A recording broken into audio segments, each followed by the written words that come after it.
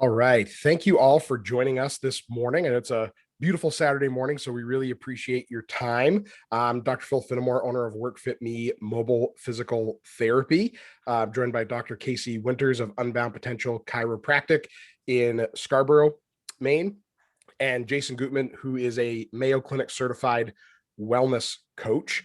And we are going to be talking today about different holistic and conservative treatments of back pain. We're going to kind of identify back pain for you, some of the common root causes of it, and how some conservative treatment, different avenues of conservative treatment within each of our respective fields can help manage the types of things that back pain, how it manifests and how it affects different parts of our lives. And I've personally found in my career that treating back pain really does have to be holistic. If we're only honing in on one area, or we're only working on one particular thing, we might be missing the boat completely. Or we're only going to get so much better. We're not going to get the full amount of improvement that we would like to see out of that to get you to a full recovery and a full pain-free life. So we're going to kind of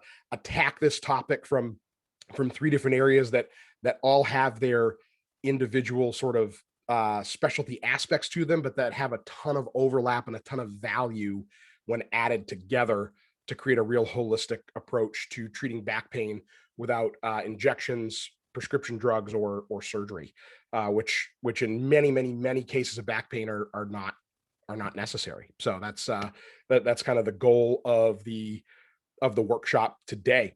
As we go through today's workshop, if you have questions while someone's presenting their part of the presentation, by all means, throw that question in the chat. We're going to have a Q&A at the end, but if it makes sense for the presenter to answer that question kind of as we're talking, we certainly can do that. So if a question pops up for you, don't be afraid to throw it in the chat, but we are going to have a full question and answer session at the end as well. So why don't we just do a little introduction of everybody. Like I said, I own WorkFitME Mobile Physical Therapy in the greater Portland area, helping busy Maine professionals to maximize their physical performance so they can be doing more of what they love with who they love. It's a fully mobile practice, and I am very much so enjoying helping people in that manner. Dr. Casey, why don't you introduce yourself a little bit? Sure. Good morning. Dr. Casey Winters with Unbound Potential Chiropractic. Like Dr. Phil said, we're in Scarborough, Maine. We specialize in pregnancy and pediatric care, and we use a different sort of chiropractic technique that doesn't do any twisting or popping. We are very gentle, very specific, and we try to make it very welcoming and homey for our specific population that we're looking to see. And yeah, I'm just so excited to be here today. Thank you. Awesome. Thanks, Dr. Casey. And Jason, why don't you introduce yourself and tell everybody a little bit about yourself? Thanks, Phil. I'm Jason Gootman. I'm a Mayo Clinic certified wellness coach. I'm also a national board certified health and wellness coach. And my background before becoming a wellness coach is as a certified nutritionist and certified exercise physiologist. So what I do is I combine expertise in nutrition, exercise science, and holistic wellness with expertise in behavior change and habit formation. So I help my clients go from having plenty of knowledge, plenty of good intentions, to bridging that gap into actually living the lifestyle that best supports their well-being. And I work with people locally here in the greater Portland area, as well as globally, thanks to the wonder of Zoom. Yeah, and we're all here because of the wonder of Zoom. So that's that's fantastic that we all have such a broad reach and can help even more people. So that's awesome. So yeah, like I said, we're all going to kind of touch on a few things today, and I'm going to kick it off a little bit, just sort of talking about some general sort of anatomy of the spine and how all this stuff comes together, different ways that some of this pain can start, and then we'll kind of flow through the workshop from there. So let's kick that off. I'm going to share my screen here, and let's talk a little bit about the spine. So this is just sort of the basic anatomy of the spine here. We've got the cervical spine, which is the neck. the thoracic spine, which is our mid back, and then the lumbar spine. And we're gonna focus in on this area in a bit, but all these vertebrae sit on top of the sacrum. At the bottom of the sacrum is your tailbone or your coccyx, and you can see there's this sort of natural S curve, which is the natural sort of resting anatomy of our spine. Changes in that curve in all of these different areas can be potential causes or contributing factors to pain. If we have too much of this curve here, we call this curve lordosis. If we have too much of that, that can be a potential cause for back pain. If we don't have enough of that and this area flattens out a little bit, that can be a potential cause for or contributing factor to pain. And a lot of what we're going to talk about today, at least from my end, and I know Dr. Case will probably jump into a little bit of this too, is balance, right? Finding a balance between areas of mobility, areas of stability, and areas of strength and endurance is all very key in the conservative management of back pain and what our nervous system is telling us when we have back pain. So you can also see that in between each vertebra we have the discs, right? I'm sure everyone's heard of the discs, and in this area here, each vertebra has a joint with the vertebra above and below it on each side of the spine. So this is the back side of the spine. This is the front side of the spine here. And those joints can also be one of the contributing factors as well. I'm going to pull up another picture here for you just to show you some of the musculature of the spine and how that can affect things. So you can see there are multiple different layers of musculature in the spine, right? So we have these bigger outer layers here. You have your lats and your traps here, and then deeper down we've got musculature that actually helps control movement of the spine, where our lats and our traps connect to the spine, but really control some movement up through the shoulders and shoulder blade area and the arm. And even if we strip away some of these muscles here, you can see this erector spinae muscle group. If we strip those away, there are even smaller muscles that attach within 1 to 2 segments of the spine that help control smaller areas of that spinal movement, really segment to segment as well. So there's a lot of musculature in this area, and you can see all of it through connective tissue actually connects down into the hips and the glutes. So this is your gluteus maximus muscle here, your buttock muscle. Over here we have your gluteus medius muscle, which is a very important muscle in the controlling the stability of the hip pelvis and the low back here as well. So even though there might not be direct connection of this muscle fiber to this muscle fiber, you can see this soft tissue here that we call fascia has some direct connection. So the hip area is a very, very important part of this, as is the core. Okay, everyone's kind of heard of that, of the core, I'm sure, and we'll talk about that a little bit as well. And when I say core, I really don't mean the six pack, right? I think a lot of people know about the six pack muscles or the obliques. You've probably heard of those.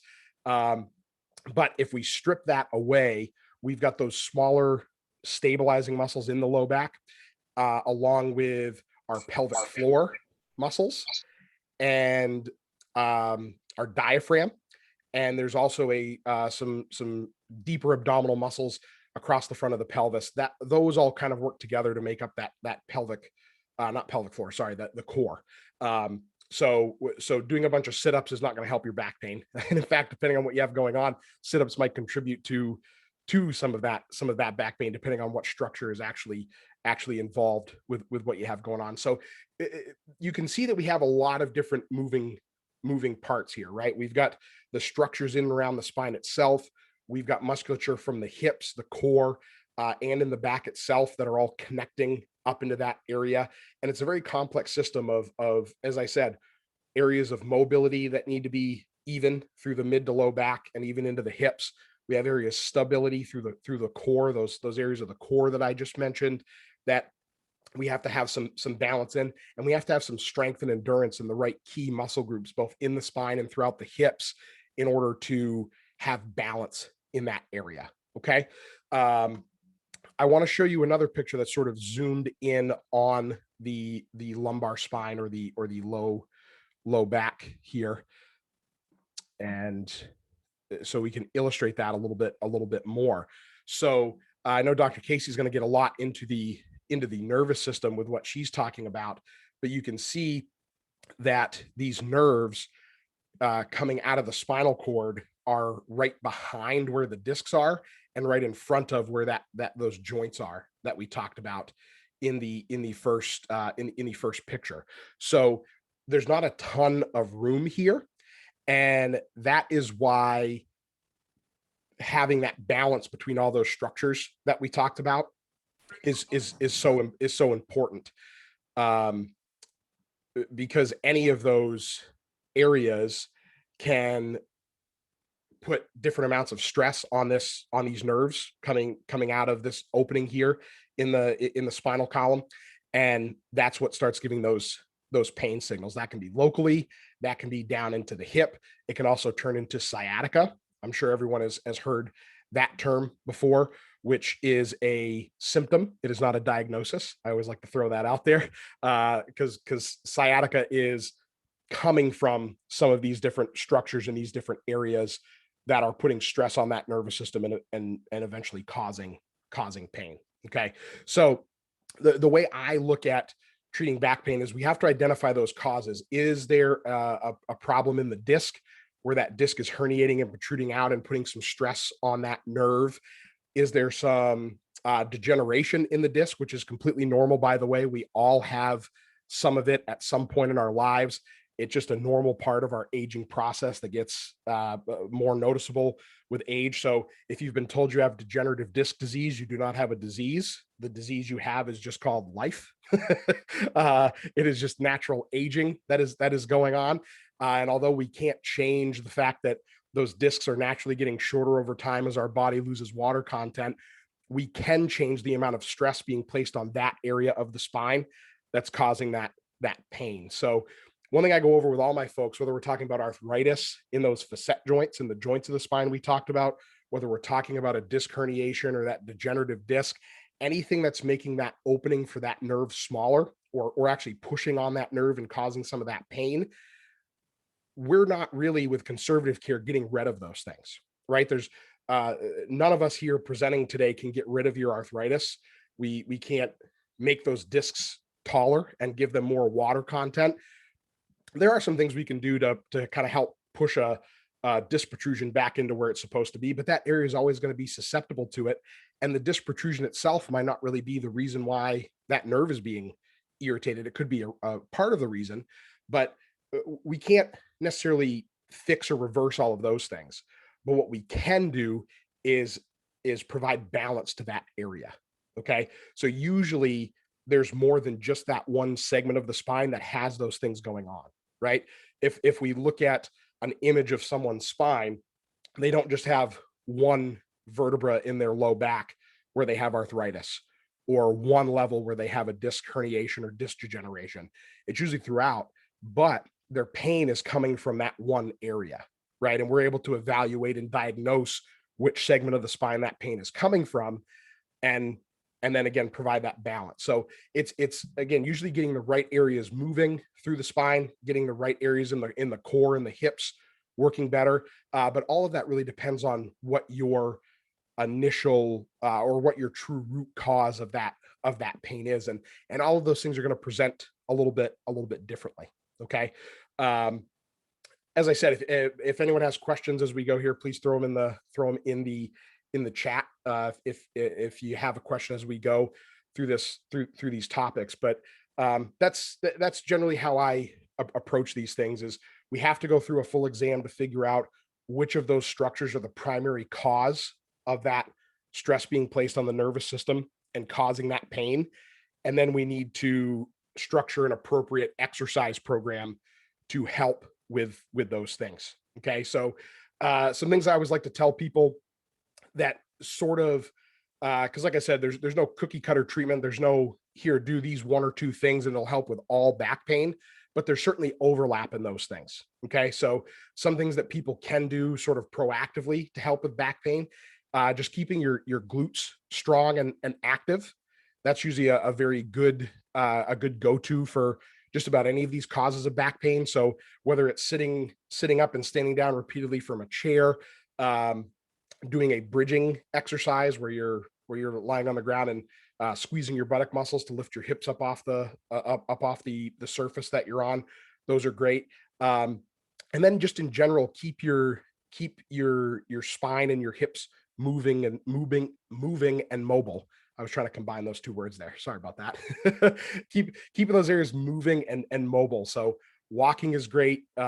Just any general exercise that's going to help get your heart rate up a little bit, to keep those areas working and preventing them from tightening up are all great ways to make sure that we're not putting too much stress through one area. But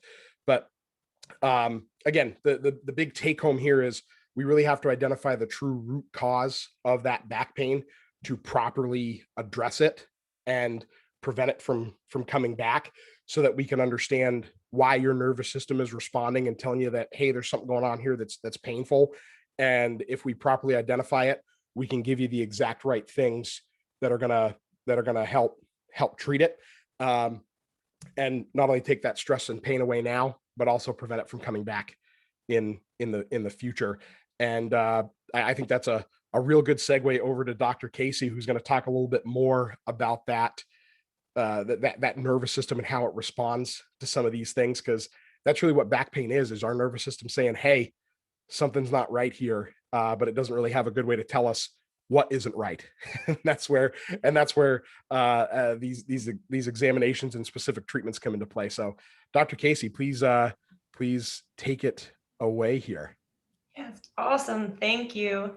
That is so perfect what you were saying about there can be pain in the body and it's not normal. The body is telling you something, and what it's really asking you to do is listen and to help understand what's happening and why this pain is occurring. So let me share my screen with you guys here.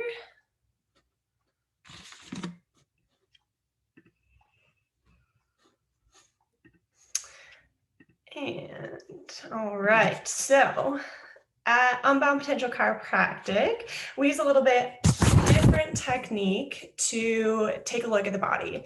So as Dr. Phil was showing you guys the structure of the body, there are all sorts of bones, there's all sorts of muscles, ligaments, and connective tissue in and around the spine to help stabilize it, which is what he is so absolutely fabulous at doing, is being mindful of the structure of the body, how it's balanced, and how you can stabilize it moving forward. But the way I look at the nervous system is a little bit different. So everybody's familiar with a guitar, right? We've all seen the tuning of the strings. And what they're doing is making sure that the tension of the strings is in the perfect space to make the perfect sound and to express what they're trying to express. So when I'm looking at the nervous system, instead of looking at the structure, something like this, like Dr. Phil was sharing, what I'm looking at is this. I'm looking at the nerves and where they're attached and where they go to, how tight they are, what's the tension look like, and is the communication from the brain to the body being expressed the way that we're wanting it to be. So in a perfect world, of course, we would all be expressing communication from our brain to our body at 100%. The communications would be going to and from in the most efficient way. And we'd all be singing our little harmonies while we go about our day. But that isn't the case. So let me get this here. I'm going to come back to you guys. So let's be honest, life is life, and we have so much stress. And what happens is throughout the day, there's different demands that are placed on your body, right? So let's say you have a kiddo. This actually happened to one of my friends the other day. Dad's taking care of little one and something happens, they're upset. So he goes to console little one number one. While little one number two runs to the bedroom, takes off his diaper and proceeds to let go of all of his fluids on the bed. So dad comes running back and he's like, oh, so stressed out, right? So these are just daily examples of what can happen. And what we're looking at in the nervous system is that these demands really put stress and tension on the tone, like that guitar string that we were talking about. So each of these different demands, whether they're physical, whether they're mental, whether it's some sort of dietary chemical concern, they all change the tension of the spine, whether it's rotation, whether it's lateral bending, or whether it's flexion extension, okay? So each of these torques and changes the nervous system in a different way. And all these stress, all these different things that happen in our life, they add up, right? So the little kid number one who is crying, that's one stress point. Little kid number two who went to the bathroom on the bed, that's probably like 5 stress points, right? You are late for work, 1 stress point. You miss a phone call, another stress point. Let's say by the end of the day, you have 20 stress points. But when you go to bed, when your body is supposed to be healing, let's say little one gets up and cries again. Let's say, once again, you have a phone call in the night, and instead of getting those 20 stress points reduced back to 0, what you have left is, let's say, 5. Okay, so then at the beginning of the next day, you already start out with 5. So you can see how this happens day after day. Let's say every day you add those 20 on, and every day you don't reduce those 20. So let's say by the time you're 20 years old, you have 50. That's really incorrect math, but you get the picture. You have 50 stress points that are added up within your nervous system, and it's causing those tension, those torsions, and it's causing the communication from your brain to your body not to get there at 100%. And this is where some of those aches, pains, and dysfunctions can stem from. So, these torsions within the body can manifest as pain, and it can manifest as back pain, which we're talking about today, right? So instead of taking medications, hopefully instead of surgery as an option, let's look to see where those tension patterns are in the body. Let's see if we can reduce those amounts of stress points throughout the day. Let's see if we can get you sleeping better. Let's see if we can get your mind calm. Let's see if we can change the tone of those nerves to express the life that we are wanting to express. So let me share my screen once more with you.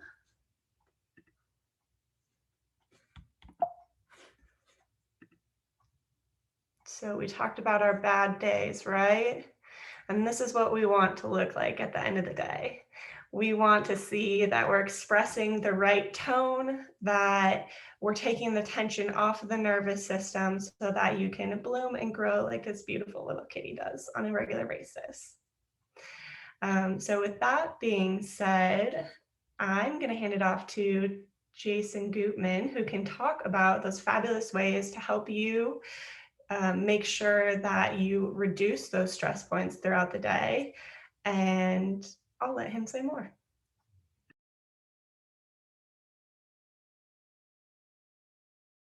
Oh, you're still muted, Jason. Okay, now I'm unmuted. I can't do 2 things at once. Now I'm unmuted, and now I'm going to get my screen shared.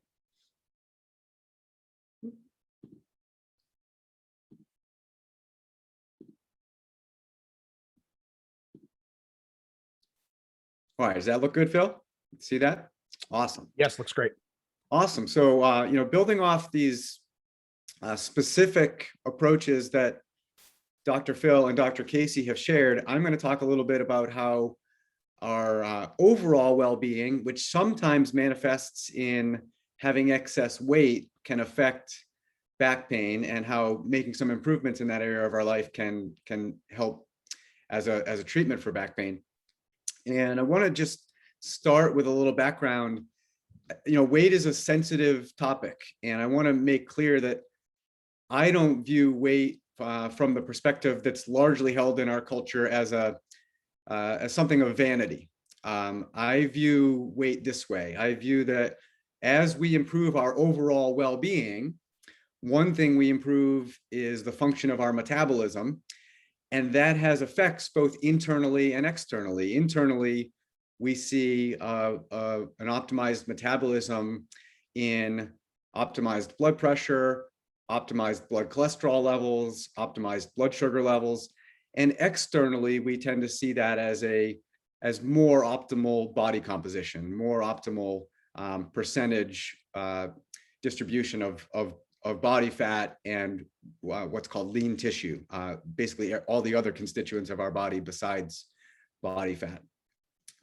So really, I'd love you to, if that's already not something you're thinking about, is come at this from a well-being perspective, and not that the pressure we feel from media and magazines and et cetera about weight. Just want to share this slide so you can take a quick screenshot if you want. This is essentially my online business card. So you have my contact info, and anything I talk about today, if you have questions about that we're not able to get to at the end of our workshop today, I welcome your calls, texts, or emails.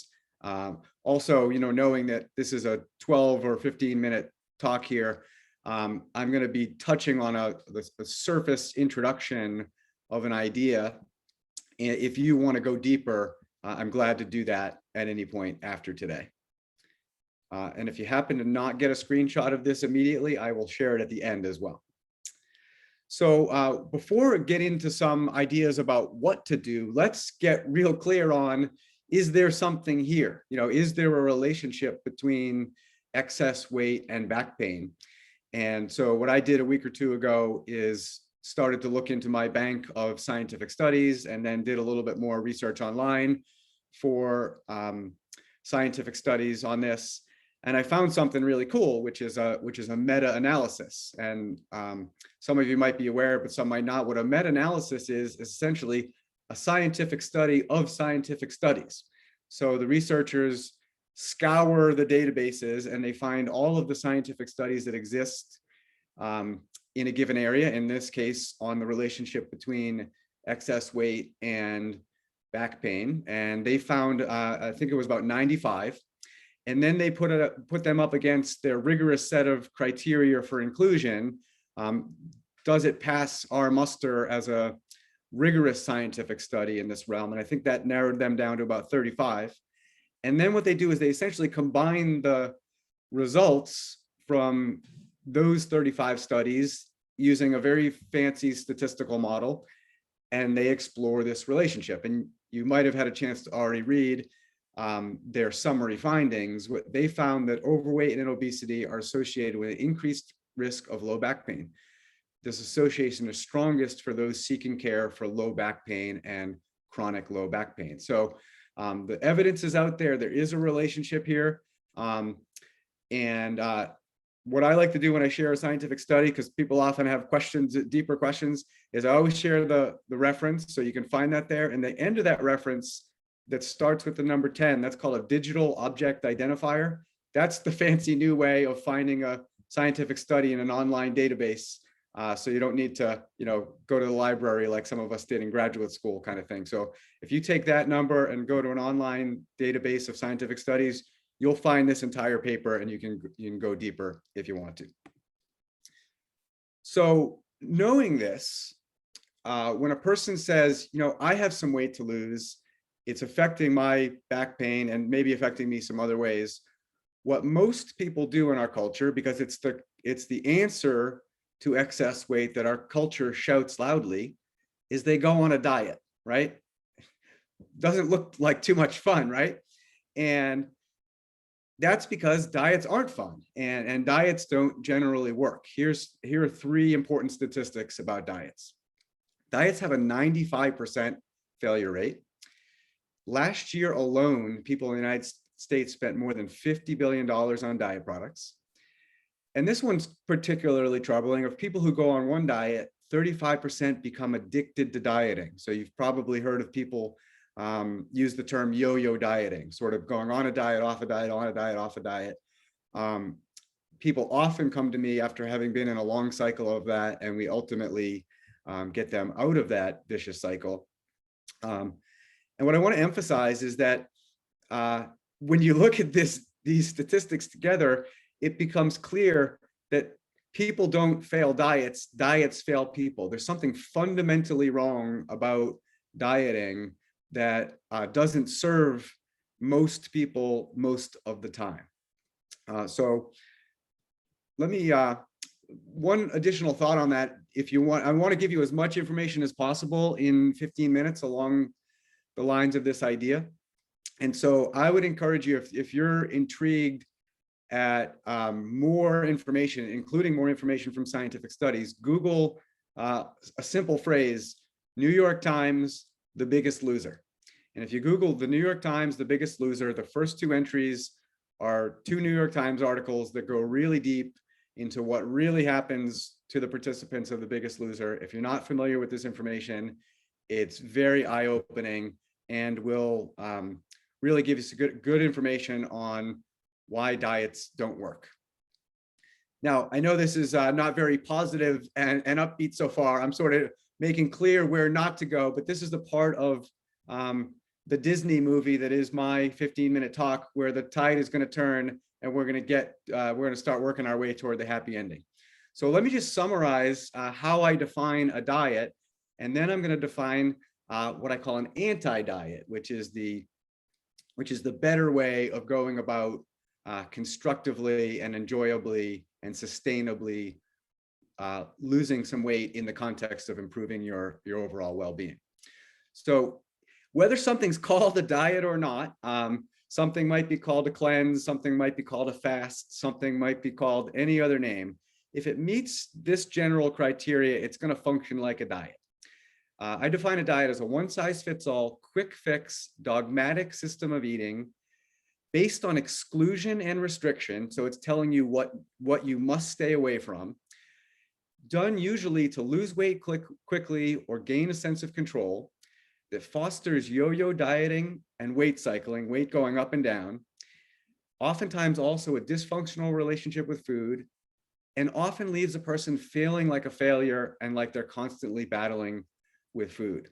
You don't have to raise your hand if that's been you. My experience is that a lot of people have experienced that at some point in their life.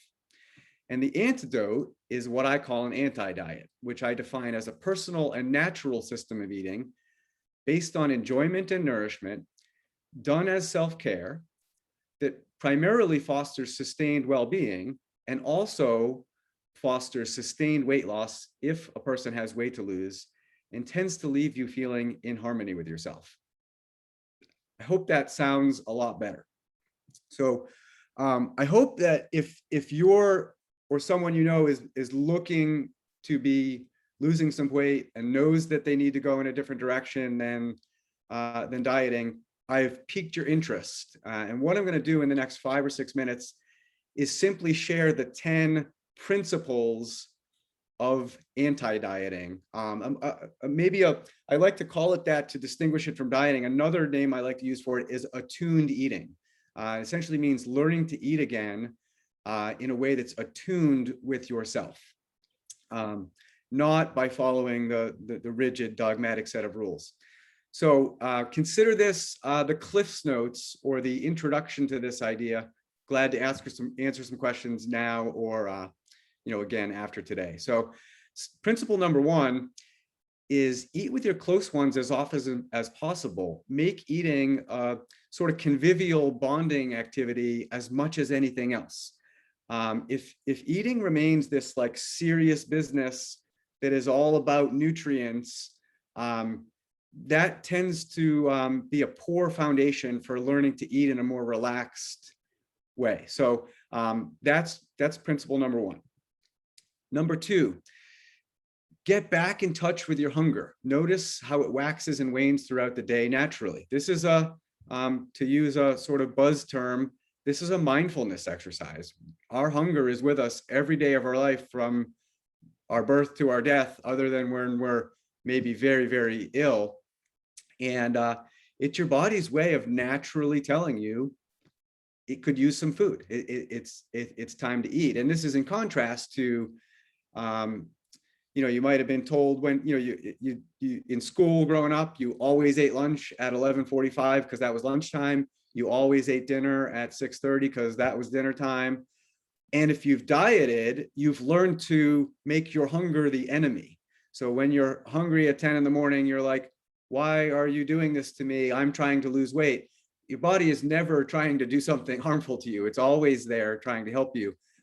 So this mindfulness exercise of getting in touch with your hunger is a really good way to relearn. And I'm emphasizing relearn versus learn, because most of us early in our lives naturally knew how to follow our hunger and eat when we were well. We lost it through various levels of conditioning. Now, once you're getting to know your hunger, start practicing accepting it as it is without any judgment. So as I mentioned a moment ago, it's not working against you. So just like a friend or a child in your care, let your hunger be what it is and accept it without any judgment.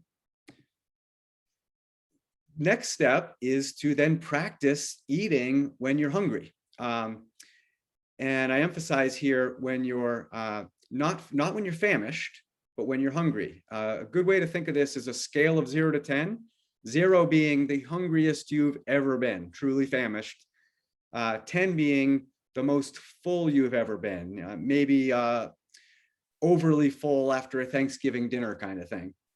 And what you want to do is you don't want to wait until you're a 0 hungry in order to start eating. You want to start eating when you're a 2 or a 3 on that scale, when you can start to feel like, yeah, I'm not thinking clearly, my energy is waning, I could use something to eat. That's your natural time to eat. Then, on that other side of that hunger fullness scale, that 0 to 10 scale, practice eating an amount of food that leaves you full. And I'm emphasizing not stuffed, but full. So that's something like a 7 or 8 on that hunger fullness scale. Now, these relate to each other. The more times you let yourself get to a 1 or a 0, the more likely you are to overcompensate in the later part of the day with a 9 or a 10 or an 11.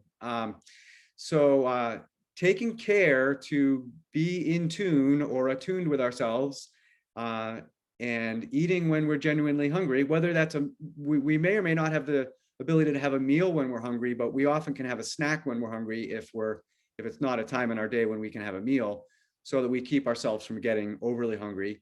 And then learning to eat an amount that leaves us full but not stuffed, practicing learning to eat an amount that leaves us full but not stuffed. Next step is to practice eating slowly and deliberately and really savoring your food. Really, this is an antidote to the modern eating in your car, eating when you're rushing off to work, eating at your desk. The more we can make eating a mindful, deliberate activity, the more we can tune into our hunger and fullness, and the more we can make eating something we're doing with our full focus and not something we're doing in a distracted way. And that always leads to generally better, more positive choices and better outcomes. Now, getting a little bit more detailed, because that all describes sort of when to eat and how much to eat in an attuned way with yourself. but then what do I eat, right? So you can, this is, a new client tells me every week that I don't know what to do. This guru is telling me to eat X. This guru is telling me that X is the devil and I need to eat Y, and vice versa. And I know people have that experience. That experience is all over the internet. It's all over the news. My antidote answer to that is learn to trust yourself. Within the general category of real food, which I'm contrasting with processed food, the person who knows best what food to eat is you. And so some specific ways to do that are to actually, just like we practice accepting our hunger, accept your desires for specific foods without any judgment. So there are certainly days when I am desiring more meat, more fish. That's like what I know I need. There are days when I get home from work and I'm like, I need a salad. I might get back from a workout and I'm like, I really want some fruit. We can all learn to tune into what our bodies are telling us they want. I'll go on a small, I know I have to keep this tangent very small, but it's kind of an erroneous assumption that there's one type of food for all of us to eat.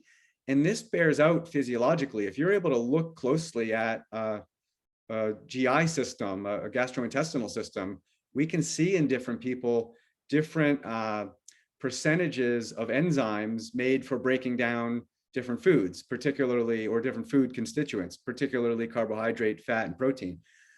No one knows exactly why that is, but a very reasonable theory is made up of our ancestry. If my ancestors are from the equator, places near the equator, my ancestors have evolved over thousands of years to eat more fruits and vegetables. If my ancestors are from Siberia, half of the year there weren't many fruits and vegetables available, and they were eating more meat, and therefore adapted to eat more protein and fat. And then the complicating factor is many of us walking around the United States today are mutts. We have ancestry from Siberia and the equator. So there's all kinds of combinations. And there is super fancy, sophisticated scientific testing that can help you hone in on what might be optimal foods for you to eat.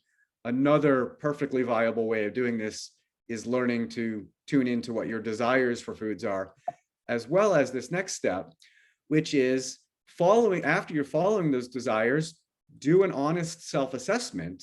Does this food leave me feeling good when I eat it? Does it leave me feeling good in the hours after I eat it? Or if you're doing a little bit of a longer term experiment, like for the next week or two, I'm going to eat more plant food and less animal food. Truly listen to yourself and your body and see how you feel.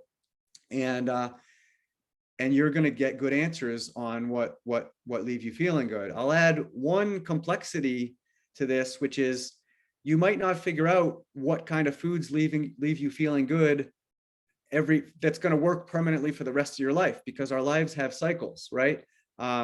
You've heard women talk about desiring different foods at different stages in their menstrual cycle. You've certainly heard of women desiring different foods when they're pregnant.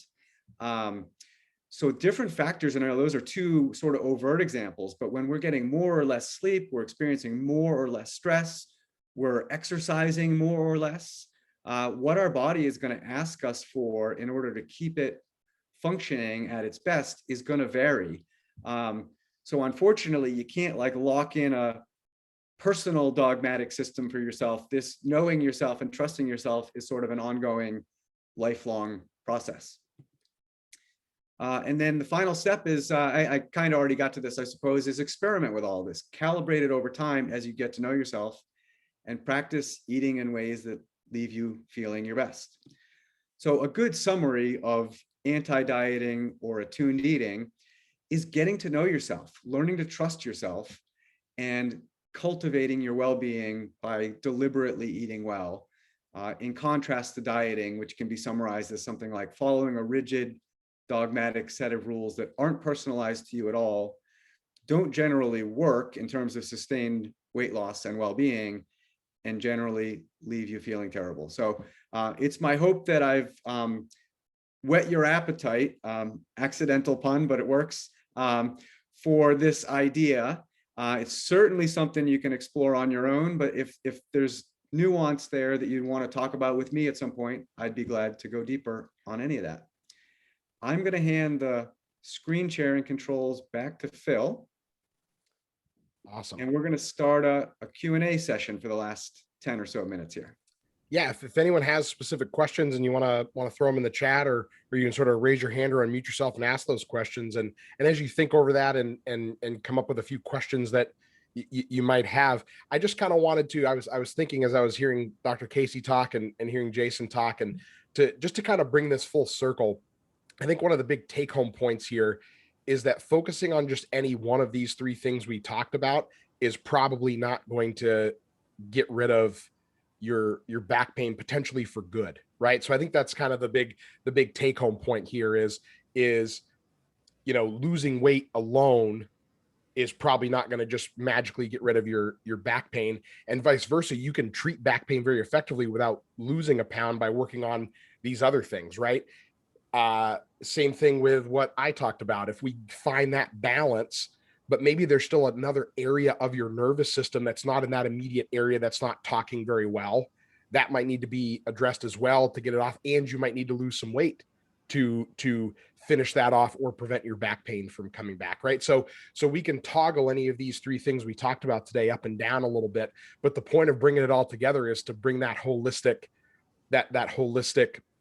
approach to the back pain. So if Dr. Casey gets your nerves working a little bit better, and Jason helps you with those diet changes, that habit formation to help you effectively lose weight, and then we can retrain how that nervous system talks to those muscle groups the right way, that has been affected not only by the pain you're feeling, but how the nervous system is communicating to those areas, and we can find that balance between mobility, stability, strength, and endurance, and effective pain management. All of those things can come together very, very nicely to very effectively get rid of your back pain, whether it's acute or chronic now, and prevent it from coming back. Because I think that's what all three of us are really, really passionate about, is not only helping people with current problems, but making sure that these are not issues that you're going to continue to deal with over and over and over again. So I just kind of want to try to put a little bow on that, and these three things flowed pretty nicely together, but working on any one of them without the other two is probably not going to be as effective as working on all these three things together. So it looks like we do have a question here. A couple friends lately had mentioned hip flexors and their back pain. I did step away for a couple minutes, so may have missed it. Is there a connection, tight hip flexors and back pain? There could be, yeah. So sometimes, certainly tightness can in the hip flexors, because our hip flexors connect to the front of the spine. If they are tight and they're pulling on that spine, we talked a little bit at the beginning about how the lordosis, which is that sort of inward curve of the spine, if there's more of that, which tight hip flexors can help create more lordosis, that can close down on the areas around those nerves and be a certain particular cause of some back pain or even some leg pain or sciatica. But sometimes it's not necessarily that those hip flexors are tight that's causing the problem. It can be that they're weak. Okay, so if they're weak and they're having to work too hard to help stabilize the hip and the spine, because they do a little bit of both, that can create this little bit of almost like spasm tightness feeling, and actually strengthening them and strengthening our glutes, which extend our hip instead of flex our hip, is what we need to be doing. Okay. And sometimes those hip flexors just to throw another another option into the mix here, sometimes those hip flexors aren't tight or weak at all. And it's that our glutes are very weak, our hip extensors are very weak, and there's a little imbalance between the front and back of that hip. So we don't necessarily need to do a ton of hip flexor stretching. We might just need to strengthen the glutes as well. So identifying those different things. Excuse me. Is it tightness? Is it weakness in the hip flexor, or is it simply some weakness in the glutes in certain areas of the core that need to be addressed? So yeah, it could be tightness, but we've got to tease that out and figure out which one it might be. Thank you. Thank you so much. You're very welcome. Yeah, great question. And I'm going to put my contact information in the chat as well. Good idea, Dr. Casey. Any other questions that have popped up here that you would all like answered?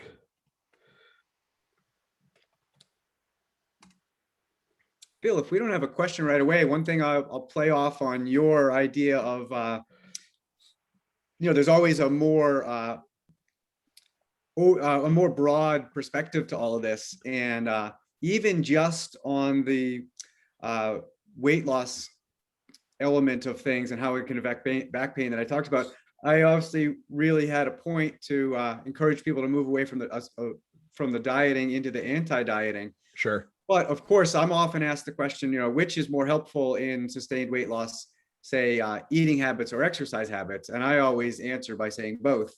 I always answer by saying both, and sleep affects weight loss. The amount of rest you're getting affects weight loss. Amount of stress in your lives, and or the opposite of stress, fulfillment, affects hormonally how you affect weight loss. So just want to add that element. There Sure. is more to successful sustained weight loss than how we're looking at our eating habits. But that was just the one area I wanted to emphasize today.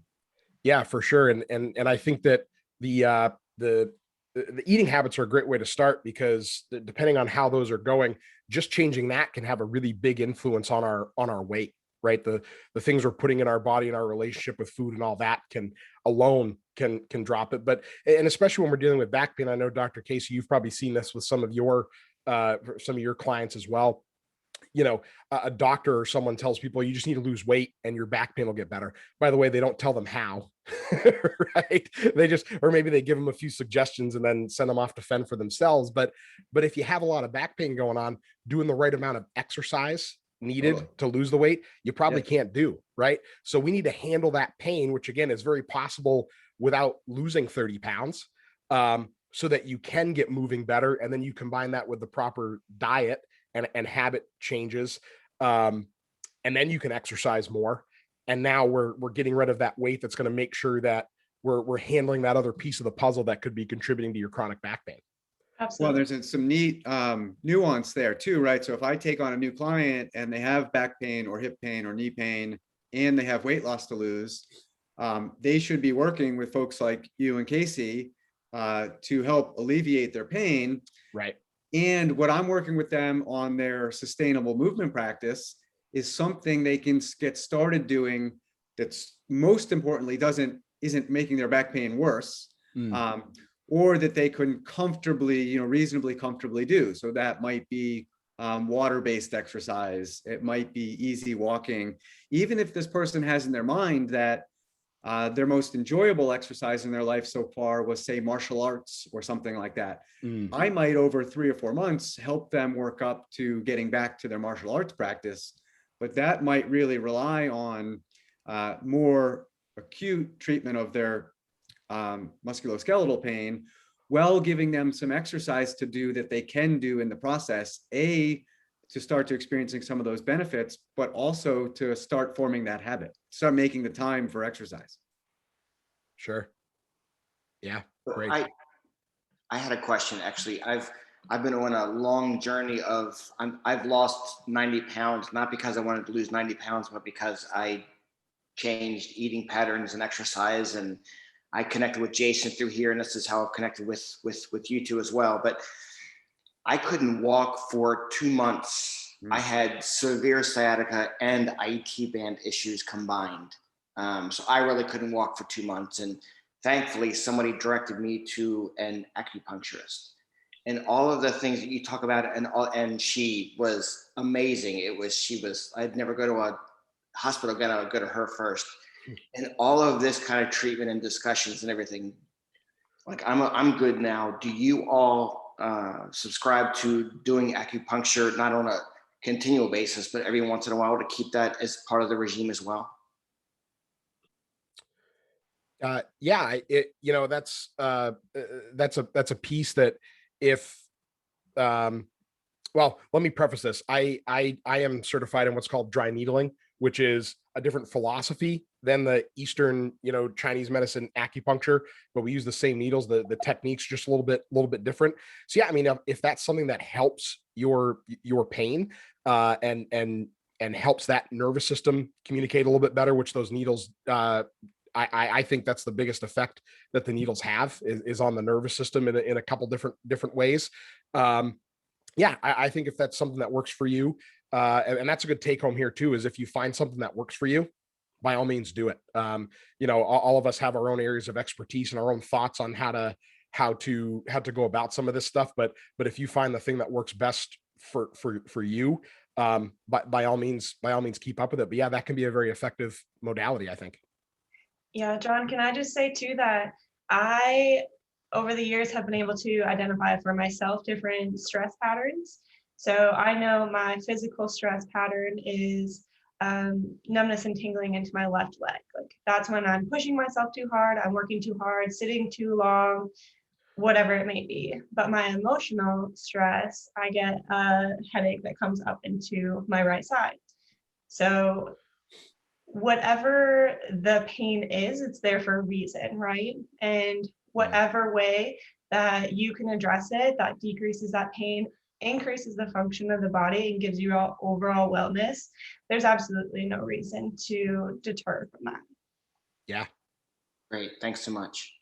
Yeah. Great. I'll just add my 2 cents that, sometimes a wellness coach is a wellness general contractor. And I've seen my clients do well with physical therapy, chiropractic, acupuncture, structural body work, and lots of different modalities. And John, also just wanted to say thanks for sharing your experience, because it's inspiring for many people to hear someone who lost 90 pounds and has improved their overall well-being in the ways you have, right? If one of us can do it, we can all do it. So thanks for sharing that story. Thank you so much. Yes. Thank you, John. Wonderful. Well, if there are any other questions, you have all of our contact information. You're hopefully able to jot down from Jason's slide and from the chat here, Dr. Casey's and contact info and mine. Please reach out to us at any time.